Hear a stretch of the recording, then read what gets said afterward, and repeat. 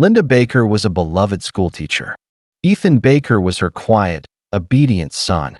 But when a body was found in their basement, it was Ethan who exposed a horrifying secret and testified against the one person he was supposed to trust the most, his own mother. Cedar Hill was the kind of town where people left their doors unlocked and waved to neighbors from their front porches. Tucked between rolling hills and quiet streets, it was the last place anyone expected tragedy. At the center of it all was Linda Baker, a familiar face in the community and a woman many saw as a symbol of quiet strength. She had worked at the local elementary school for nearly 12 years, teaching second graders with a warm smile and calm presence. Parents trusted her, children adored her, and her colleagues respected her for always going the extra mile. But few truly knew Linda. After her husband died in a car accident when Ethan was just 10, Linda's world narrowed. She became more private, more focused on her role as a mother. People assumed the grief changed her. She stopped attending social events, rarely spoke about her past, and turned down every date or invitation to meet new people. All of her attention went into raising Ethan, a quiet and serious boy who rarely smiled. He excelled in school, but kept to himself. No one ever saw him with friends, and he never participated in after-school activities. Most chalked it up to losing his father so young. It was the kind of sadness you couldn't fix. Linda was fiercely protective of Ethan. She picked him up from school every day, made sure he didn't spend time online, and was quick to shut down any talk of sleepovers or birthday parties. Their home on Maplewood Street had closed curtains and a front yard that never seemed touched. Packages stayed on the porch longer than normal, and the windows were always shut, no matter the weather. Most neighbors thought it was just how Linda coped.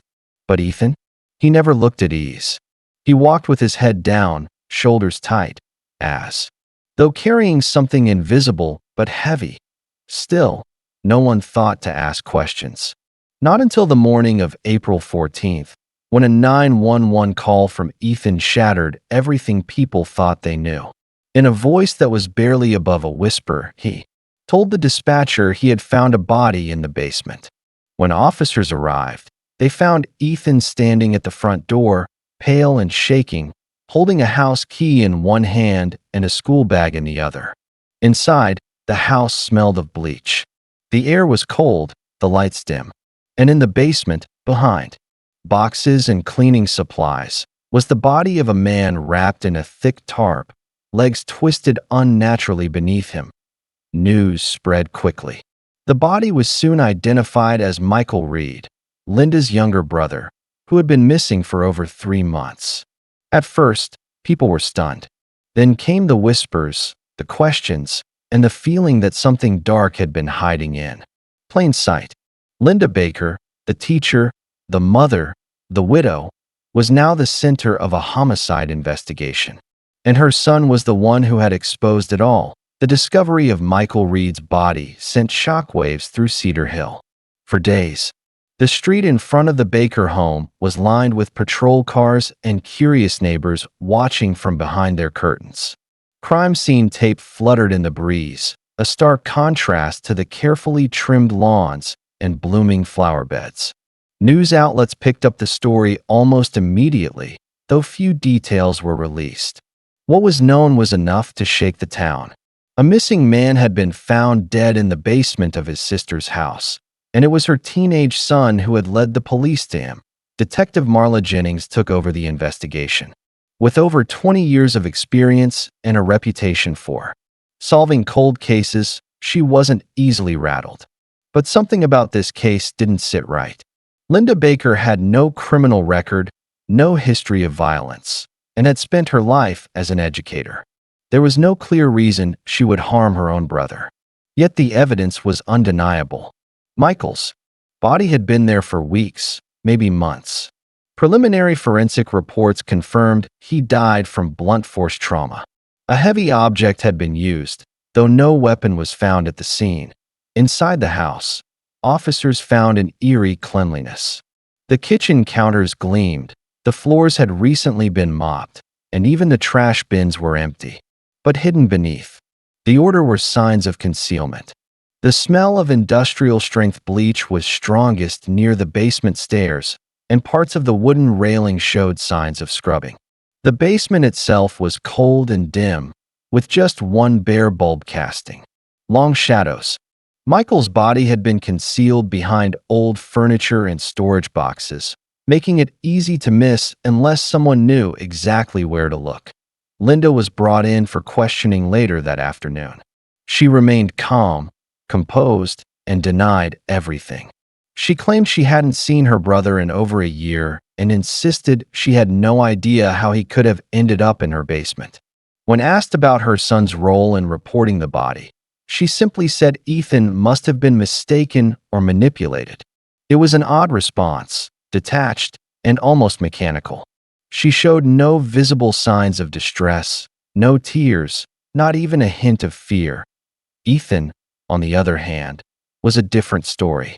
Investigators described him as withdrawn and nervous. He answered questions quietly, his hands trembling with each response.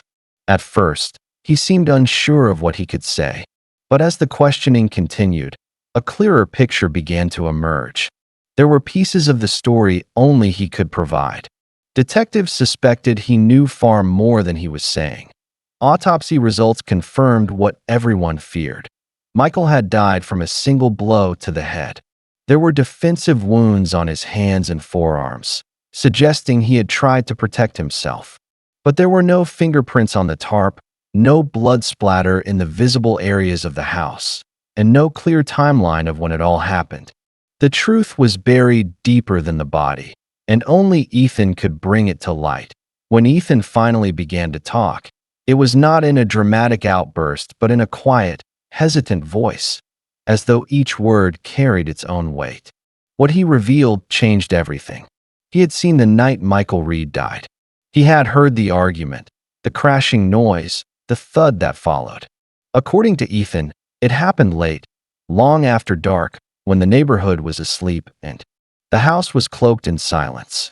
Michael had come over unexpectedly, something he rarely did. Linda seemed angry from the moment he stepped inside. They went into the kitchen and began arguing. Ethan didn't catch every word, but it was about money, something Michael knew and something Linda didn't want anyone else to find out. The argument escalated quickly. Ethan, hiding upstairs, heard the rising voices, the sound of glass shattering, and then a single, heavy crash. What followed was an eerie silence. When Ethan crept downstairs to look, he saw Michael on the floor, his head bleeding. Linda stood over him, holding a cracked glass bowl in her hands. She didn't scream, didn't panic. She simply looked down, breathing heavily. Ethan backed away and returned to his room, unsure of what he had just witnessed. Hours later, he woke to the sound of dragging. From the top of the stairs, he saw Linda pulling Michael's lifeless body across the floor, leaving behind a smear of blood that she later scrubbed clean. The next morning, the house was spotless. Linda acted like nothing had happened.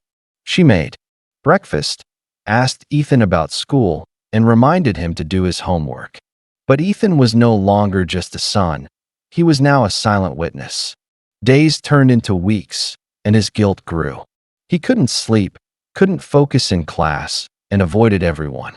Linda never mentioned the incident, and the basement door remained locked. What haunted him most wasn't just the image of his uncle's body, but the look on his mother's face that night. It wasn't rage. It was something colder. Detectives listened carefully to Ethan's account. His story aligned too well with the evidence to be dismissed. The timeline matched the autopsy.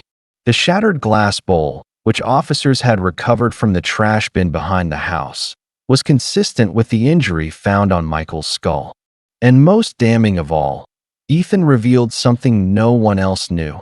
Linda had taken Michael's wallet from his pocket and later used his bank card to withdraw cash. The ATM security footage, which had seemed insignificant at first, now made sense. It showed Linda, alone, accessing Michael's account days after his disappearance. Ethan's Confession wasn't just emotional, it was critical. It provided motive, means, and a sequence of events that prosecutors could use. But it also painted a chilling picture of a mother who could cover up a violent crime and manipulate her son into silence. Linda had counted on Ethan's fear to protect her, but in the end, it was his conscience that broke the silence and turned the case in a direction no one had expected. As investigators dug deeper into Linda Baker's past, the image of a devoted schoolteacher and mother began to crack. The picture Ethan had painted was unsettling, but what they uncovered next confirmed that her brother's death was not a moment of blind panic. It was part of a larger pattern. Financial records, communication logs, and hidden digital files revealed a secret life carefully kept from the public eye.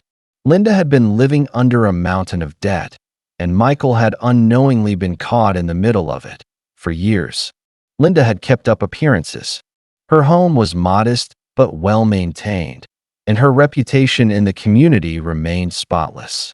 But behind closed doors, she was overwhelmed by unpaid bills, overdue loans, and hidden credit cards taken out under different names. One of those names belonged to Ethan. Investigators discovered that Linda had used her son's social security number to apply for student grants, tax refunds, and even insurance claims. It was a trail of deception that stretched back nearly 5 years. The turning point came when Michael Reed moved back to town.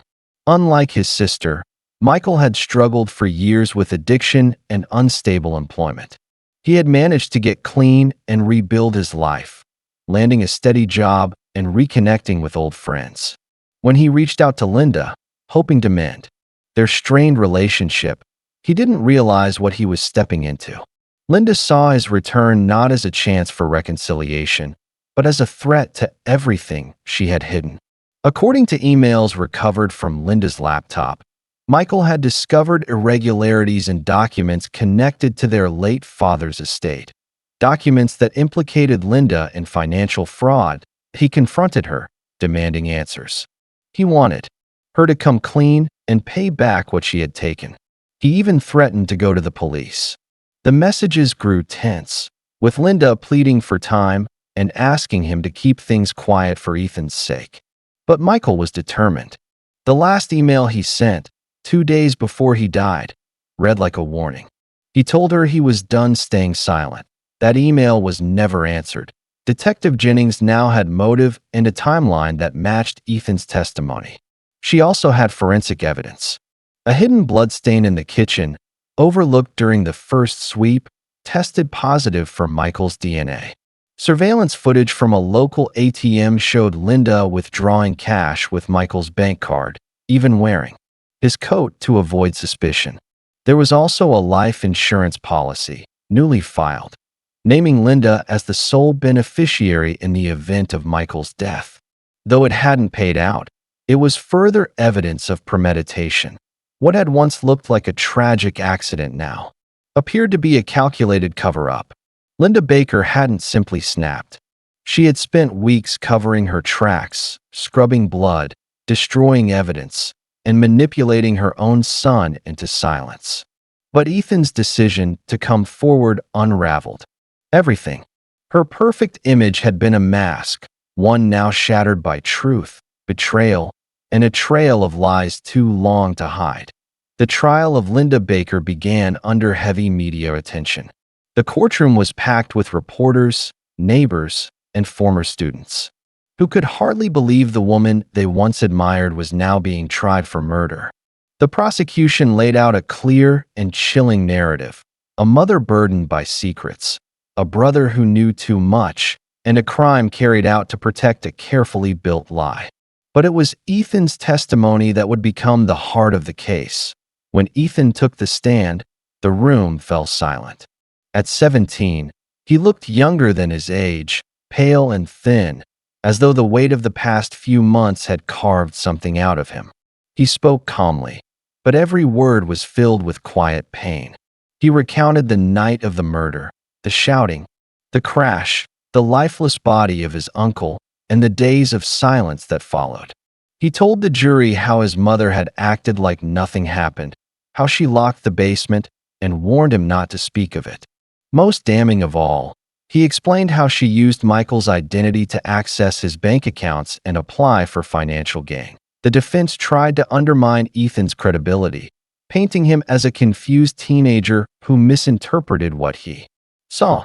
They argued that Linda acted in self-defense, that Michael had attacked her first, and that she panicked. But the evidence told another story. The injuries on Michael's body showed no signs of him initiating an attack. The location of the wound, the cleanup efforts, and the use of his bank cards in the days after his death made it clear this wasn't self-defense. It was concealment.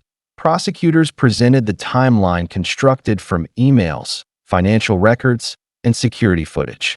They showed the life insurance policy Linda had filed, the emails where Michael threatened to report her, and the precise moments Linda withdrew money using his card. Together, it formed a complete picture, one that pointed to guilt beyond any reasonable doubt. After a tense 2-week trial, the jury deliberated for less than a day. Linda Baker was found guilty of second-degree murder, identity theft, and obstruction of justice. The judge sentenced her to 35 years in prison, with no possibility of parole for the first 25. She showed no emotion as the verdict was read, staring straight ahead, unmoving.